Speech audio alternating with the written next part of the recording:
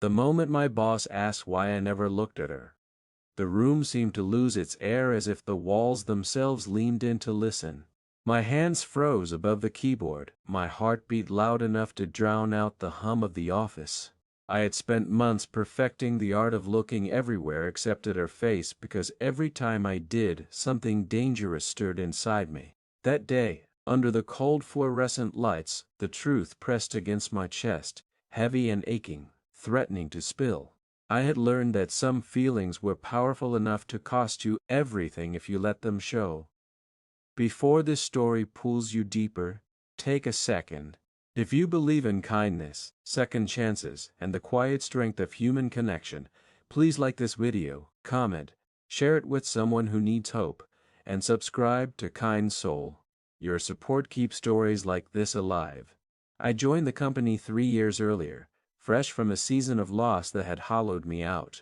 My mother had passed after a long illness, and the house I grew up in felt like a museum of memories I could not afford to visit. Work became my refuge, a place where effort had clear rewards and pain could be tucked neatly behind deadlines. She was already there when I arrived, the youngest executive the company had ever promoted, known for her sharp mind and even sharper standards.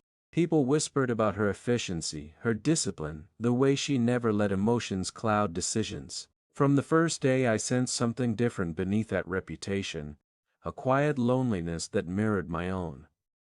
The office itself was all glass and steel, reflecting ambition at every angle. Mornings began with the soft clatter of keyboards and the smell of burnt coffee, afternoons with tension and whispered complaints, evenings with tired faces illuminated by screens. She moved through it all with purpose, her presence shifting the energy of the room. When she spoke, people listened. When she entered, conversation softened. I told myself to admire her professionally and nothing more. But admiration has a way of growing roots when watered daily by proximity and respect. At first, it was easy to keep my distance. I focused on my tasks, stayed late when needed, and left before the cleaning crew arrived. But projects brought us together. Late meetings stretched into quiet hours, and I began to notice details I should not have noticed. The way her shoulders tensed when deadlines loomed. The way she stared out the window when she thought no one was watching. The way exhaustion sometimes slipped past her composed exterior. Each observation carved a small space in my chest where feelings gathered, uninvited and persistent. I learned quickly that looking at her for too long made it harder to breathe.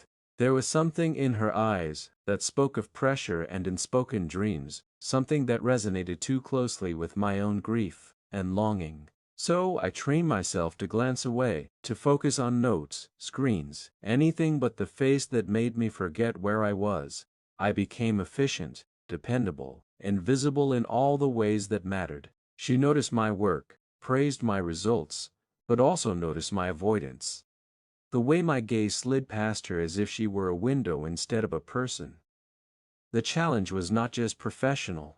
It was personal in ways I did not fully understand at first. After losing my mother, I had promised myself not to anchor my heart to anyone again, not to risk the kind of pain that leaves you unable to function. Falling for someone who held power over my career felt like tempting fate itself. The imbalance frightened me. The stakes felt too high. Every smile, every compliment, every shared moment carried weight I was not ready to bear. As months passed, the company faced a crisis. A major client pulled out. Rumors of layoffs spread and stress became a constant companion. She worked longer hours than anyone, carrying responsibility like armor that was slowly cracking. I watched from the sidelines, wanting to help, wanting to say something human, but afraid of crossing lines that once crossed could never be redrawn. The tension built not just in the office but inside me, coiling tighter with every day.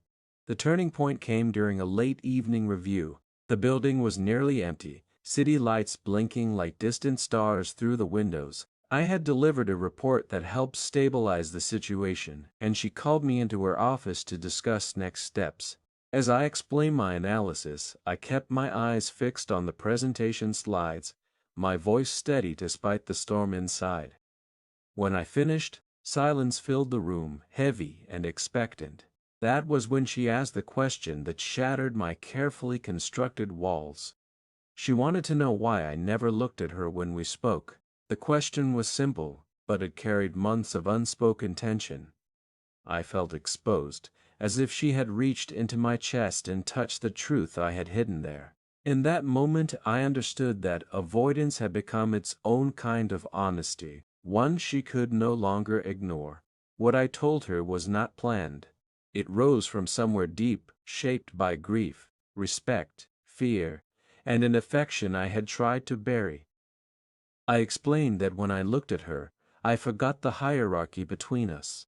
I forgot the titles, the power, the rules that kept everything safe. I forgot that she was my boss, and remembering that felt necessary for both our sakes. Saying it felt like stepping off a cliff, not knowing if there was ground beneath my feet.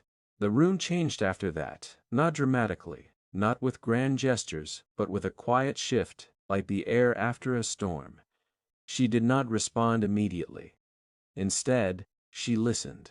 Really listened in a way that made me feel seen for the first time since my mother's funeral. I braced myself for consequences, for distance or reprimand, but none came.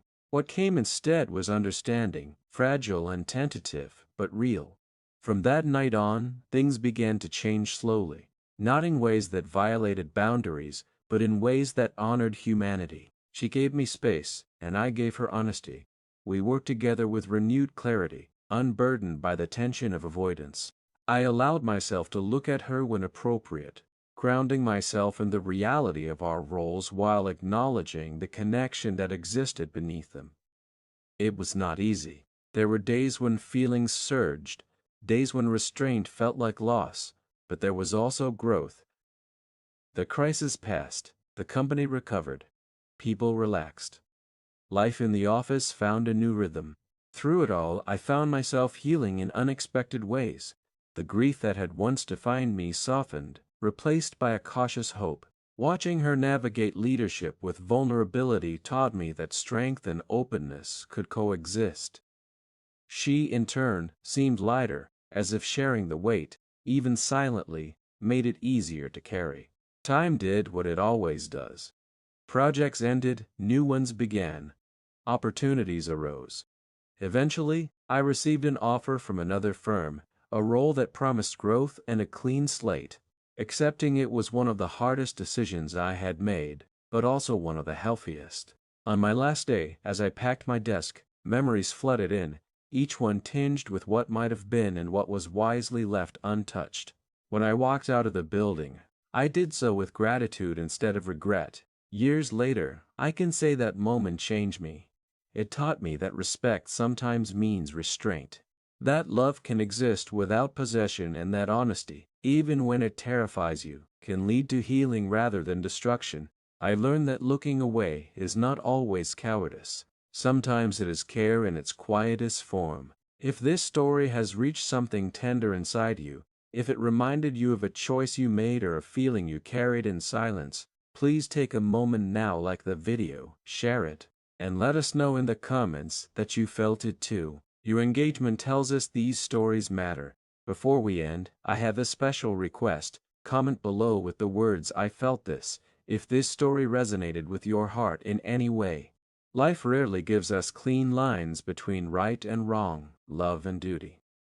Often it gives us moments where we must choose who we want to be, even if no one else ever knows the cost. I chose to look away so that I could look forward, carrying the lesson that some connections are meant to shape us, not define us. And in that choice, I found peace, a quiet kind that lingers long after the office lights go out.